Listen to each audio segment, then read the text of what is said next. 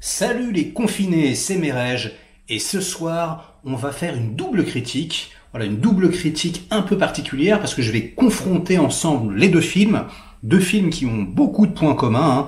On en a un dont la paternité est attribuée à Michael Bay, l'immense Michael Bay, quoi qu'on en pense, celui qui a quand même marqué le cinéma hollywoodien de son empreinte indélébile, j'ai envie de dire, et ça sur plusieurs générations, qu'il faut quand même le souligner.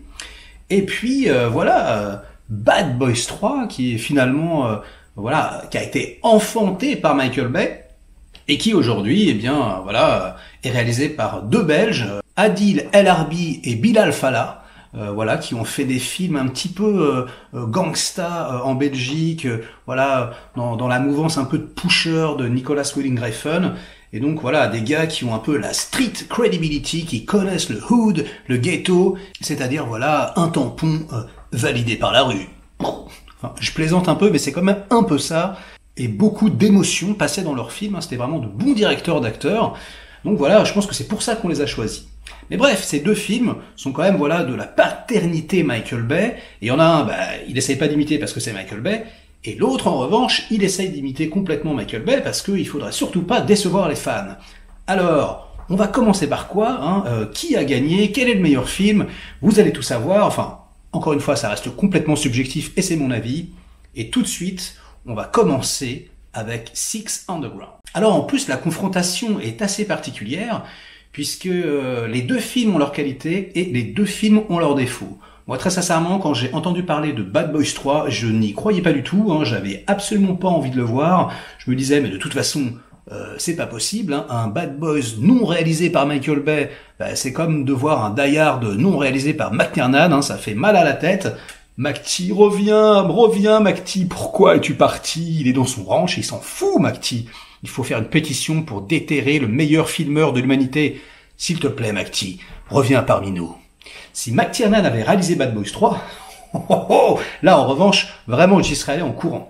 Bref, j'ai découvert ce film sur le tard, et donc finalement j'ai découvert les deux films à la télévision, un en VOD, l'autre sur Netflix, et tout de suite nous allons comparer ces deux morceaux de pellicule. Ah non, merde, c'est filmé en numérique. On va comparer ces deux disques durs. C'est bizarre. Enfin bref, on va comparer ces deux films. Alors, on va commencer par le vrai papa, par Michael Bay, qui réalise donc pour 150 millions de dollars. Wow, c'est quand même un énorme budget. Alors, qu'est-ce que c'est que Six Underground? Quand j'ai vu la bande-annonce, moi, je pensais que ça allait être un peu un film où, avec des pouvoirs surnaturels, peut-être que les gens étaient morts et ils revenaient à la vie. Enfin, j'avais pris des choses comme ça. Donc j'ai été assez surpris quand j'ai vu le film, parce qu'en fait il s'agit absolument pas de ça. Il s'agit d'un pitch plutôt simple en réalité.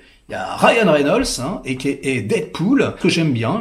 Il peut être bon comédien, il peut être à la fois drôle, à la fois touchant, à la fois jouer les cons. C'est typiquement le genre d'acteur qui fit bien, je trouve, avec le cinéma d'action actuel, donc c'est un bon choix. Et donc Ryan Reynolds monte un groupe de 5 personnes, avec lui ça fait 6, les Six Underground, qui vont naviguer comme ça en dessous des radars. Et le point commun entre tous ces personnages, c'est qu'ils sont laissés pour morts. Officiellement, ils sont morts. Et donc, on va les chercher et on leur dit, maintenant que tout le monde te croit mort, tu vas travailler pour moi, on va faire une équipe spéciale et on va aller combattre les vrais méchants de la planète. Ok. Et alors là, c'est là qu'on a un vrai problème, en tout cas en ce qui me concerne, puisque finalement on se rend compte que les vrais méchants, c'est encore Allahu Akbar, c'est encore le cliché de l'arabe terroriste, c'est encore la vision de l'impérialisme américain qui te dit nous sommes le bien et eux c'est les méchants, vous avez bien compris, ils sont méchants, ils ont des barbes, ils ont des turbans, ils ont un couteau entre les dents, ils égorgent des moutons, attention, ils font peur, il faut débarrasser le monde de ces ignobles terroristes qui prient Allah. Et avec moi ça marche pas du tout, je trouve ça mais vraiment d'un manichéisme immonde, ça me donne limite envie de vomir personnellement, et sans déconner si vous voulez dans le pitch que vos héros aillent dézinguer les vrais méchants de la planète, mais occupez-vous d'abord d'agir sur votre propre sol, nom de Dieu. J'ai trouvé que ce scénario était inepte, très sincèrement, malgré toutes les qualités du film, et bien que je sois un grand fan de Michael Bay, Au bout de une demi-heure, j'ai failli éteindre le film. Hein. J'ai failli, c'était plus possible. Je me disais non, mais là, on va arrêter tout de suite. Là, c'était pas possible. Donc le scénario est écrit par Paul Wernick et également Reed Reese, qui sont en fait des collaborateurs de Ryan Reynolds. Ils ont écrit à deux déjà le scénario de Deadpool, Deadpool 2, Life. Tout le monde travaille en famille, donc c'est plutôt bien. Mais là les gars, franchement, autant Deadpool 1, le scénario était sympathique, autant depuis quelques temps, vous commencez un peu à faire de la daube. Hein ? Et hormis cet élément nauséabond, j'ai envie de dire, le reste du film se regarde, c'est assez classique, mais c'est bien fait, voilà. Même s'il y a des raccourcis scénaristiques partout, j'ai envie de dire, pour ce genre de film, hein, surtout chez Michael Bay, on en prend tellement plein les mirettes que de toute façon, le scénario, on n'a pas le temps d'y penser, j'ai envie de dire. Et alors sinon, les points forts de Six Underground, c'est quand même les 20 premières minutes, les gars. Franchement, ça commence par une poursuite en bagnole complètement dingue, je sais pas combien il y a de plans dedans, mais à mon avis, il y en a au moins 3000, c'est surcuté tout le temps, ce que je déteste a priori, hein. Olivier Mégaton, encore une fois, si tu me regardes, arrête de faire du cinéma, c'est pas possible, ou alors change de monteur. Et là, pourtant, malgré le fait que ça soit surdécoupé, que ça soit ultra dynamique, eh bien, on sent tout le talent de Michael Bay. Parce que Michael Bay est extrêmement talentueux, il fait des cadres admirables, voilà, il a un sens de l'espace admirable, et bien que, voilà, ça soit quelqu'un qui apparemment marche beaucoup à la cocaïne, eh bien, il s'est armé de 3 monteurs, voilà, il faut être au moins 3 hein, pour monter toutes ces images, et il arrive à donner à son film, comme d'habitude, une puissance, vraiment une viscéralité, et quelque chose vraiment d'assez dingo. Et très sincèrement, depuis Bad Boys 2, il n'avait pas fait une poursuite de bagnole aussi impressionnante. Surtout que, comme il est chez Netflix, ils sont un peu comme ça. Michael Bay, viens. Ouais, tu veux 150 millions? Ouais, tiens. Ok. Tu veux faire ce que tu veux? Vas-y, fais ce que tu veux. Et donc, fais ce que tu veux, ça veut dire non seulement, comme d'habitude, explose les immeubles, voilà, tu fais ce que tu veux, pyrotechniquement parlant, mais en plus, yeah, et c'est là où j'ai adoré, c'est ultra violent, nom de Dieu. Parce que Michael, ça fait quand même 10 ans, mais je sais plus moi, au moins 15 ans, je sais plus depuis combien de temps ça dure, que tu te perds dans des Transformers, des films sans saveur. Voilà, le premier, à la rigueur, était sympathique, mais pourquoi est-ce que tu t'es engouffré dans cette chose-là? Je sais pourquoi, peut-être, je vous l'expliquerai après, mais en tout cas, voilà, il s'est engouffré, il fait un peu toujours les mêmes films, et puis la qualité, elle est devenue très très discutable, dira-t-on. Donc, quand on lui a proposé ça, à mon avis, ils lui ont donné carte blanche, et je me suis mis à sa place, il a accepté tout de suite, et alors là, c'est un festival de violence. Enfin voilà, la poursuite, non seulement elle est incroyable, mais en plus, voilà, elle a une petite saveur années 90, avec des impacts de balles, avec voilà, on rentre à l'intérieur des personnes, les gens se font écraser, tout part en vrille, enfin c'est une folie. Très sincèrement, si vous n'avez pas vu le film, allez sur Netflix, regardez les 20 premières minutes, et vous pouvez arrêter après, hein. Très sincèrement, enfin, hormis le climax, mais voilà, vous aurez vu un incroyable court-métrage, et vous aurez passé un très très bon moment. Le reste du film, comme je vous le disais, est très nauséabond, et puis on arrive à la fin, et voilà, là c'est pareil, le climax. Je ne vous spoilerai rien, mais bon, pour que vous compreniez un peu la folie de la scène, eh bien, imaginons que, voilà, tous les protagonistes sont dans un immeuble, voilà, qui s'apparenterait à un aimant géant, et donc, à un moment donné, Ryan Reynolds se retrouve avec un électro-aimant, et donc, il peut littéralement scotcher, voilà, comme ça, les personnages au mur, ou les remettre comme ça, donc ils sont aimantés, ils tombent, ils reviennent, en même temps, il y a des gunfights, et donc là, il y a une espèce de gunfight complètement hallucinant, avec des mecs aimantés partout, enfin voilà, c'est une dinguerie. Très honnêtement, moi j'avais la banane comme ça, parce que des scènes d'action originales, il n'y en a pas tant que ça, et avec énormément de practical effects, hein, voilà, énormément de vrai,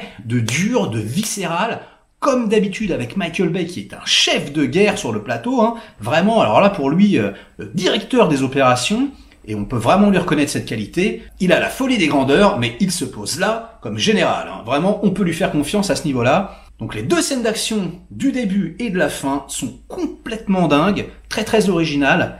Donc voilà, il y a un aspect qui m'énerve beaucoup. Mais en dehors de ça, ça reste quand même du très très lourd. Donc je vous conseille quand même de le regarder malgré tout. Ça vaut le coup. Et si vous êtes fan de Michael Bay, mais putain, ça faisait longtemps qu'il nous avait pas mis une petite raclée comme ça, uniquement en termes d'action, je le répète. La musique, c'est Lorne Baffle, un mec qui est pas exceptionnel, hein, qui fait un peu de la musique bateau, qui fait en général voilà la musique des suites un peu pourries, genre Pacific Rim 2. Oh, quelle horreur. Enfin bref, alors que le 1 est tellement génial. Enfin bon bref, c'est un peu de cheapo, c'est un peu au rabais. On sent que Netflix, hein, ils ont pas réussi à voir qui ils voulaient, hein. Enfin, ou en tout cas ceux qui étaient disponibles. Mais là où c'est complètement dingue, c'est qu'on se rend compte que le directeur de la photographie, c'est Boran Bozelli. Et qui c'est Boran Bozelli, les enfants? C'est un extraordinaire chef-op, et c'est pour ça que formellement, je pense, le film est tellement beau, puisque c'est quand même le directeur de la photographie de 2 films exceptionnels d'Abel Ferrara, China Girl, sublime, et surtout l'immense King of New York, avec Christopher Walken, un classique du film de gangster, un film noir, sombre et sublime que je vous recommande de voir, hein, surtout les jeunes. Hein, vous avez jamais entendu parler de ce film ni d'Abel Ferrara, a priori. Eh bien, c'est un grand tort. Allez vous jeter sur Abel Ferrara tout de suite et commencez par King of New York. Vous allez vous prendre une grosse claquouse. Et donc, j'étais très surpris de voir ce chef-op de renom photographier ce film qui a fait encore une fois un travail magnifique avec des couleurs fluo, chatoyantes. Et il a vraiment relevé le défi avec brio. Donc voilà, on peut résumer Six Underground en disant que c'est un film extrêmement bien réalisé avec des scènes d'action exceptionnelles, mais avec un scénario complètement nul. Et je passe sur les trucs complètement ridicules, genre, voilà, ils sont un groupe de 6 qui se voient tous les jours, mais ils s'appellent jamais par leur prénom, mais par leur numéro. On n'est pas dans Reservoir Dogs, les gars, quand même. Hein. Enfin, voilà, c'est pas du tout crédible. Mais bon, la crédibilité dans ce genre de film, parfois, c'est vrai qu'on s'en fout un peu. Alors ensuite, les enfants, on va parler de Bad Boys 3, et je vais être tout à fait honnête avec vous, je n'avais qu'une envie, c'est le dégommer, le film. J'étais sûr que ça allait être pourri. Je m'étais dit, je vais faire une critique assassine de Bad Boys 3. Ils vont me ruiner mon enfance, mon adolescence. Ça va être catastrophique. Et est-ce que c'est le cas? Eh ben non, pas du tout. C'est pas du tout le cas. Et j'étais très agréablement surpris. Et je vais vous expliquer pourquoi. Et finalement, c'est un film qui souffre peut-être, voilà, on va dire que c'est 2 films qui se répondent d'une façon assez amusante, un peu en négatif, et voici pourquoi. Alors je vous ai parlé de Adil et Bilal, hein, les 2 réalisateurs belges qui ont, c'est comme ça qu'il faut les appeler apparemment, hein, qui ont réalisé donc plusieurs films en Belgique très intéressants, très bien joués, avec une forte charge émotionnelle, et c'est curieusement le cas dans Bad Boys 3. Ce qui est le plus réussi dans Bad Boys 3, finalement, c'est l'implication émotionnelle qu'on ressent. Je m'attendais pas du tout à ça. J'ai trouvé que c'était très bien fait. Un tout petit spoiler, bon c'est le début du film, hein, voilà. Mais au début, Will Smith se fait shooter à bout portant et on voit vraiment les impacts de balles, etc. Donc dans les 2 films, c'est des films très violents. Mais sauf que là, la violence, elle est beaucoup moins cartoonesque. Elle est beaucoup plus, voilà, on la sent beaucoup plus. Elle est beaucoup plus palpable. Et je vous avoue que, wow, hein, par ces temps un peu où tous les films et les blockbusters sont édulcorés, j'avais une petite saveur de L'Arme Fatale 2 dans la bouche. Vous savez, ces films comme ça, ces blockbusters qui étaient ultra violents. D'ailleurs, j'ai revu Tango et Cash, par exemple, un buddy movie qui est censé être une comédie. Hein. Mais qu'est-ce que c'est violent, Tango et Cash, les impacts de balles dans la tête. Enfin bref, l'époque bénie, voilà, de Joel Silver, hein, avec vraiment, voilà, du sang. Et je trouve ça assez marrant parce qu'il y a une rupture de ton, hein, j'ai trouvé, entre Bad Boys 1, 2 et le 3. Je vous rappelle quand même que dans Bad Boys 2, il y a une scène où des rats copulent en missionnaire. On est quand même là-dedans. Et là, on n'est plus du tout dans ce truc un peu décérébré de Michael Bay. Hein. On est dans un film à l'eau écrit par Joe Carnahan. Waouh, quand j'ai vu ça, c'est vrai que je m'en rappelais plus. Et c'est vrai qu'à la base, Joe Carnahan devait réaliser le film. Donc, il est parti pour des différents artistiques. Ah ouais, parce que, mais ça y est, on sait pourquoi. Mais parce qu'il voulait faire un film très sombre, très violent. Et donc il reste sur tout le métrage des morceaux de Joe Carnahan. Hein. Joe Carnahan qui a quand même réalisé Narc, un film extrêmement sombre avec Ray Liotta. Encore une fois, une bombe atomique, un polar ultra noir, vraiment génial. Et puis le meilleur film de Liam Neeson depuis des années, hein, The Grey, c'est-à-dire Le Territoire des loups. Un film exceptionnel, encore une fois, que je vous recommande de regarder. Et le pauvre Joe, quand il s'essaye au film d'action, hein, quand il fait par exemple l'adaptation de l'Agence Tourisque, il s'en sort pas super bien. Hein. Reste dans les polars, Joe. Mais en tout cas, son scénario, je pense, était vraiment très intéressant, très sombre, très violent. Et je trouve que dans Bad Boys, eh ben, ça fonctionne. Les personnages sont intéressants. Le méchant est particulièrement bien troussé. Quand on se rend compte de qui il est dans l'histoire, parce que voilà, je ne vous spoile rien, mais c'est extrêmement intéressant. Voilà, ça met des enjeux assez forts. Alors que paradoxalement, c'est un film lui aussi très esthétisant. Eh ben, il y a quand même cette saveur du réel, cette saveur, on peut presque la goûter, on croirait presque à tous ces personnages. Alors qu'ils sont brochingés jusque-là et maquillés comme des carrés d'as, eh bien, grâce au talent des deux réals belges, eh bien, ouais, ça fonctionne, c'est plaisant, on est investi, et franchement, pour ça, les gars, bravo. En revanche, Bad Boys 3, c'est ce que je vous disais tout à l'heure, il souffre de défauts également. Et moi, je trouve que les défauts, c'est que ça n'a absolument plus rien à voir avec le style des réalisateurs. Voilà, on était un truc un peu à la Pusher, avec voilà des caméras à l'épaule, voilà des choses qui étaient beaucoup plus organiques. Là, on est beaucoup plus, on va dire, dans un cahier des charges à remplir. Voilà, comment faisait Michael Bay. Eh ben, on va refaire un petit peu comment faisait Michael Bay, mais sauf que c'est moins bien fait. Voilà, l'exemple typique, c'est le fameux travelling circulaire. Vous savez, quand il se relève. Voilà, le fameux plan qu'il y a dans tous les films de Michael Bay. Là, ils essayent de le faire, mais ils n'y arrivent pas. Alors, ça n'a pas l'air compliqué à faire pourtant, mais apparemment si. Un choix de focale particulier, et là, ça ne fonctionne pas du tout. Alors évidemment, il y a des travelling comme ça sur le côté avec des longues focales qui ne servent absolument à rien, qui sont juste gratuits. Check, il y en a partout. Des lumières chatoyantes, check, il y en a partout. Des voitures vert fluo qui font des saltos, check, il y en a partout. Vraiment, on essaye de revenir formellement à du Michael Bay, sauf que là c'est en numérique, et donc il y a une photo un peu néon comme ça, néon verte, qui est intéressante, néon verte rose même je dirais, enfin voilà, c'est assez intéressant, c'est plutôt bien fait, mais on sent que les deux gars ont été bridés quoi, on sent qu'ils ils ont dû respecter le cahier des charges comme je disais, et donc qu'est-ce que ça nous donne au final? Eh ben ça nous donne un film qui a été réalisé après le 2, je sais pas moi, 10 ou 15 ans après, et c'est hyper moins bien, quoi. En termes de réalisation pure, je vous rappelle de Bad Boys 2, quoi, la poursuite en bagnole avec les cadavres, je sais pas moi, le plan où tu passes à travers la serrure, comme ça, avec le gunfight, etc., on s'en rappelle encore de ces plans. Alors que là, très franchement, on se rappelle pas d'un plan, quoi. Et puis alors, surtout, malgré toutes les qualités, les scènes d'action, qui sont filmées en vrai, notamment une baston sur un toit entre Will Smith et le méchant avec un casque, vous vous rappellerez de cette scène, qui sont un petit peu, filmées à la Jackie Chan, en un seul plan, on voit les acteurs vraiment tomber d'un étage, c'est plutôt bien fait, mais en revanche, nom de Dieu, et là je vais passer mon coup de gueule, mais qu'est-ce que c'est que ces green screen dégueulasses? Le film commence par une poursuite du pauvre, donc c'est vraiment le contraire de Six Underground. Dans Six Underground, ça commence par une poursuite démente qui ne sert à rien, alors que là, ça commence par une poursuite toute cheap, avec des green screen dégueulasses, mais qui, elle, a une incidence dans le scénario, et même assez rigolote. Voilà, donc on est vraiment dans une déception visuelle pour moi, même si c'est pas dégueulasse, je ne dis pas que c'est dégueu, mais c'est juste que c'est beaucoup moins bien que Bad Boys 2 et Bad Boys 1 même.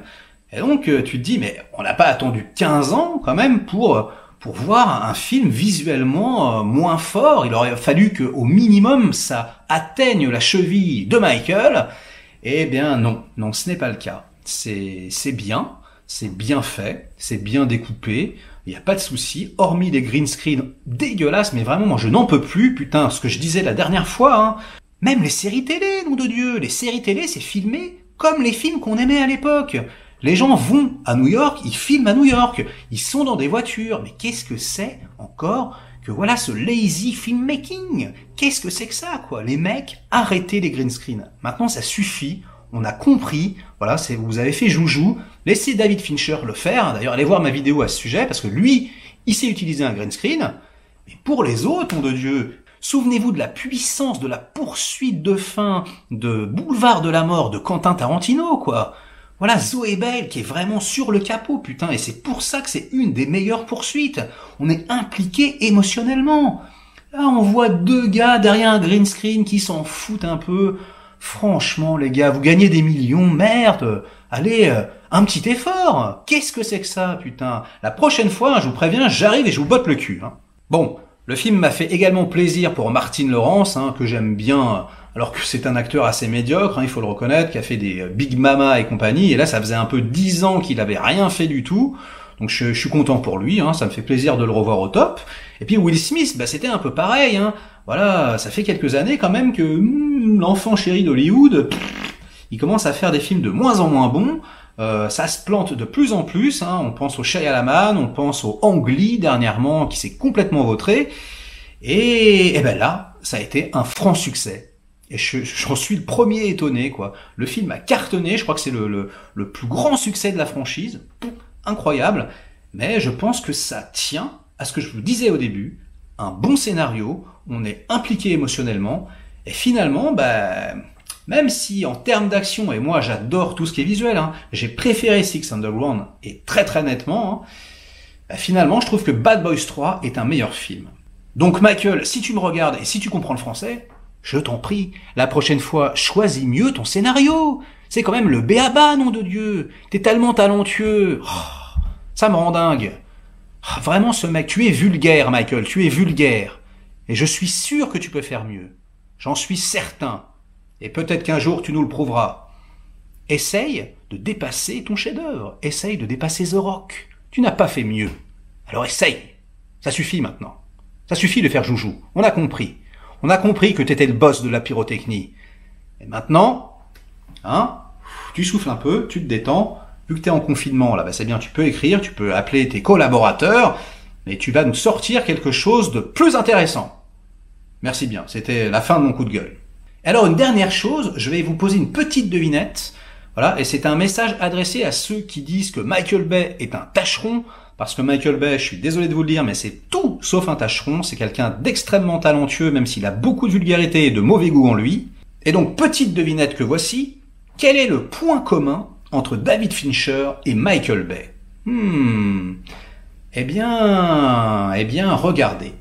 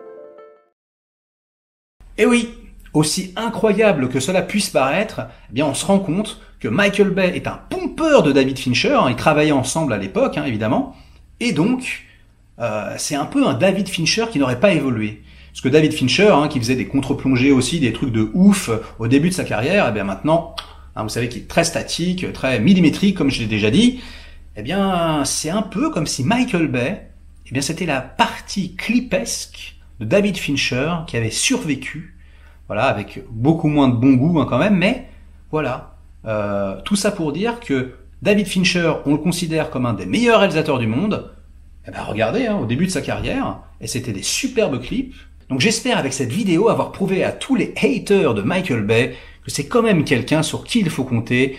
Oui, c'est un tâcheron à plein de niveaux, mais formellement, c'est quand même un putain de master et il faut le reconnaître. Bref, voici la fin de ma vidéo, c'était Merege, la confrontation entre les deux. Ce sont deux films franchement très divertissants, surtout que en période de confinement, on n'a rien à regarder, donc vous pouvez y aller. J'espère que vous pétez pas trop les plombs, parce que moi ça commence à devenir très très difficile pour moi, et j'espère qu'on va bientôt sortir de tout ce marasme ambiant.